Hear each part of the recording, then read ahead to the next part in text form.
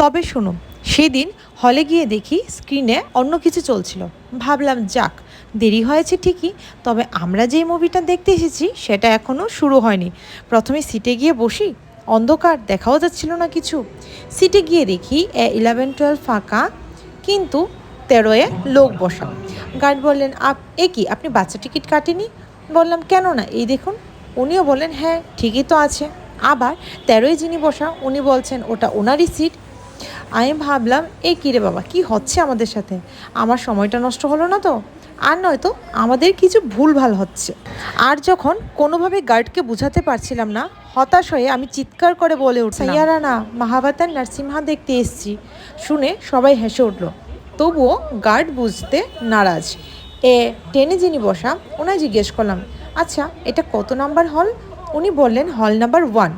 তখন আর কি, ছুটে হল চেঞ্জ করতে হলো। সঠিক জায়গায় পৌঁছে মুভিটা দেখে আমি যা বুঝলাম তা অবশ্যই আমি নেক্সট ভিডিওতে শেয়ার করব।